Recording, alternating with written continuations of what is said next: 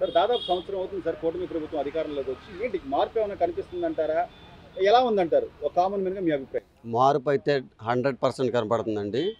అప్పటికి ఇప్పటికి తేడా ఏంటంటే పాలనలో చాలా తేడా ఉంది. పాలనాపరమైన నిర్ణయాలే కానీ, ముఖ్యమంత్రి తీసుకున్న నిర్ణయాలే కానీ చాలా దానికి దీనికి పొందడం లేదండి. అప్పుడు ఆయన పని ఏంటంటే బటన్ నొక్కడం వరకే పని. ఇప్పుడు మా ఉన్న ముఖ్యమంత్రి గారు ఢిల్లీకి వెళ్ళిన తర్వాత ఢిల్లీలో ఏమేమి నిర్ణయాలు తీసుకున్నారు ఏంటో ప్రెస్ మీట్ పెట్టి మాట్లాడతారు. ఏమేంటి అనేది ఆయన కూలంకషంగా ఆంధ్రప్రదేశ్కి చెబుతూ ఉంటారు.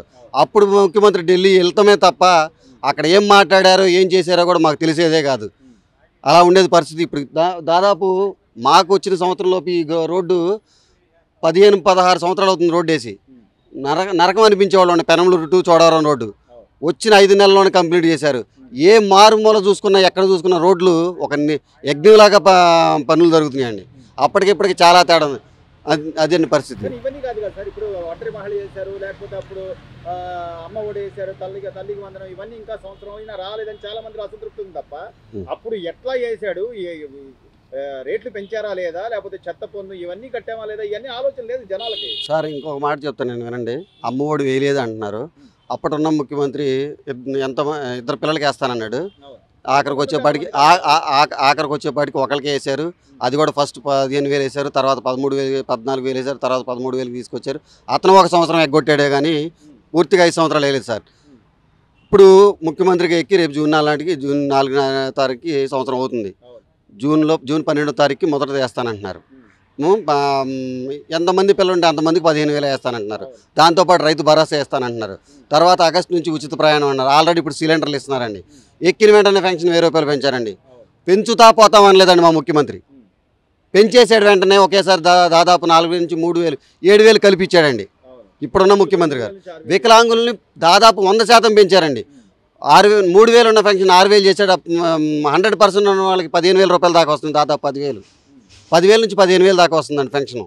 మరి అదే పెన్షన్ ఇవ్వడానికి వాలంటీర్లకి ఎంతో డబ్బు వృధా చేసి 5,000 రూపాయలు ఇచ్చి ఒక పెన్షన్ మాత్రమే ఇప్పించి వాలంటీర్లతో పని పెట్టించి ఇవాళ అదే సచివాలయ ఉద్యోగులతో అదే డబ్బులు దుర్వినియోగం కాకుండా సచివాలయ వ్యవస్థను పెన్షన్లో మధ్యాహ్నం సాయంత్రం కల్లా కంప్లీట్ చేపిస్తున్నారండి. అప్పుడు అసలు సచివాలయ వ్యవస్థతో చేయించడమే కుదరదన్న ముఖ్యమంత్రి ఇప్పుడు అదే సచివాలయ వ్యవస్థ సాయంత్రానికి పెన్షన్లు 99% ఇచ్చేస్తున్నారండి. కానీ ఎన్ని చేసినా కూడా ఈరోజు జగన్మోహన్ రెడ్డి గారు ఇప్పటికీ మాట్లాడుతూ మేము ఇచ్చినట్టుగా పథకాలు ఎవరు ఇవ్వలేకపోతున్నారు, మీరు కళ్ళు మూసుకోండి మళ్ళీ నేను వస్తాను సినిమాలు చూపిద్దాం ఒక్కొక్కడికి అని చెప్పి మాట్లాడుతున్నాడు. సార్ ఆయన కళ్ళగనమనండి. ఒకటే పథకాలు కాదు కావాల్సింది, ఇక్కడ పాలన కావాలి.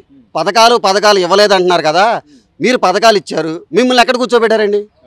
మిమ్మల్ని ఎక్కడ కూర్చోబెట్టారు? అదే పథకాలు ఇస్తే మమ్మల్ని అక్కడే కూర్చోబెట్టారు. పథకాలతో పాటు శాశ్వత సంక్షేమం కావాలి. సంక్షేమం అంటే సంక్షేమం కాదండి, శాశ్వత సంక్షేమం కావాలి. అంటే ఒక ఎస్సీ బీసీ ఓబీసీ మైనారిటీలో వాళ్ళు ఉన్నారండి, కార్పొరేషన్ లోన్స్ ఇచ్చి ఒక కుటుంబం నుంచి 10 కుటుంబాలకి ఇచ్చిన ఆటోమేటిక్ అక్కడ శాశ్వత సంక్షేమం. ఒక కారు ఇవ్వటమో ఒక మినరల్ వాటర్ ప్లాంట్కో ఏదో ఒక లోను కార్పొరేషన్ లోన్స్ ఇచ్చి అది బాగుపడటం అంటే అది వాళ్ళ కాళ్ళ మీద వాళ్ళు నిలబడటం అంటే. అంతేగాని నీకు 10,000 వేసా, నీకు 18,000 వేసా, నీకు 14,000 వేసి ఇదేం పాలన అండి? ఇలాంటి పాలన నాకైతే అవసరం లేదండి. నాకు పని దొరకాలి, నా కుటుంబం గడవాలి.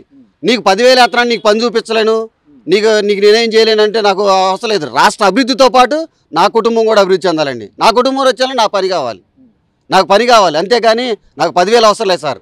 పథకాలతో పాటు శాశ్వత పాలన, శాశ్వత సంక్షేమం కావాలండి. ఇప్పుడు ఒకవైపు అమరావతి డెవలప్ అవుతుంది, మరోవైపు పోలవరం అంటున్నారు, ఇంకోవైపు సామాన్యుడు కూడా ఇల్లు కట్టుకునేలాగా ఉచిత ఇసుక విధానం తీసుకొచ్చారు.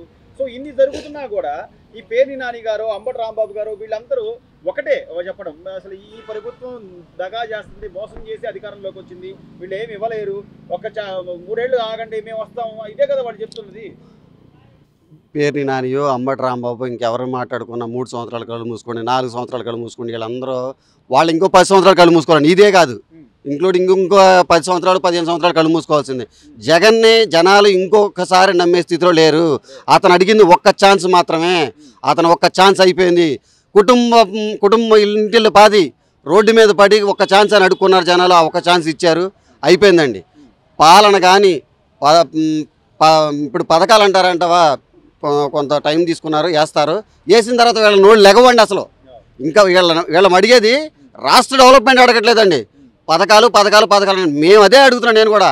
పథకాలు ఇచ్చిన మీరు ఏమయ్యారు? మేము అదే అవుతాం పథకాలు ఇస్తే. పథకాలతో పాటు పాలన కూడా కావాలి అని మా నినాదం అండి. సో మొత్తం మీద సంవత్సరం పరిపాలనలో సార్ ఈ రోజున అమరావతికి మళ్ళీ నిధులు తీసుకురావడం కానివ్వండి, లేకపోతే రైల్వే జోన్ అని కానివ్వండి, మొన్న ప్రధానమంత్రి వచ్చి శంకుస్థాపన చేయడం కానివ్వండి, అంటే గత వైభవం మళ్ళీ వస్తుందంటారా? ఈ రోజు మన అమరావతి మా క్యాపిటల్ అని చెప్పుకునేంత గర్వంగా చంద్రబాబు నాయుడు గారు అమరావతి పనులు రీస్టార్ట్ చేసినతో పాటు 3 సంవత్సరాల అనంత కాలంలో 5 బిల్డింగ్లు కంప్లీట్ చేసి రాజధాని కంప్లీట్ చేసి మళ్ళీ శంకుస్థాపన ఇస్తానన్నాడు. టార్గెట్ పెట్టుకున్నాడు ఈసారి ముఖ్యమంత్రి గారు. గత వైభవం కన్నా ఎక్కువగా చూస్తామండి. పోయిన 5 సంవత్సరాలు పోతే పోయింది అనుకుంటున్నాం. మేమైతే అమరావతికి పట్టిన దిష్టి పోయింది అనుకుంటున్నామండి. దిష్టి పోయింది అనుకుంటున్నాం. ఈసారి ఈ 3 ఏళ్లలో నాకు తెలిసి కంపల్సరీగా రాష్ట్రపతి భవనం, అసెంబ్లీ, సచివాలయ భవనాలు, 5 టవర్లు, ఐకానిక్ టవర్లు అన్నీ కంప్లీట్ చేసి మళ్ళీ ఓపెనింగ్కి నరేంద్ర మోడీ గారిని పిలుస్తారండి ఇప్పుడున్న ముఖ్యమంత్రి గారు. చివరిగా అంటే కుప్పం నియోజకవర్గంలో పర్యటించినప్పుడు జగన్మోహన్ రెడ్డి గారు మాట్లాడిన మాటలు ఏంటంటే, అసలు ఇక్కడ పసుపు జెండా లేకుండా చేస్తాను, చంద్రబాబు నాయుడిని ఇక్కడ గెలవనివ్వను అన్నాడు. సంవత్సరం తిరగకుండా ఈ రోజున అదే కడప మహానాడు జరుగుతుంది, పులివెందుల్లో ఈ రోజు పసుపు జెండా రెపరెపలాడుతుంది. ఎలా చూడాలి? ఇది అంతా ప్రజలు ఇచ్చిన ఈ తీర్పును ఎలా చూడాలి సార్? మా ముఖ్యమంత్రి గారు నిన్న మహానాడు అని చెప్పారు. ఇప్పుడు ఎన్నడూ ఊహించిన విధంగా 10కి 7 గెలిచాం. ఇంకొంచెం కష్టపడితే 10కి 10 గెలుస్తాం.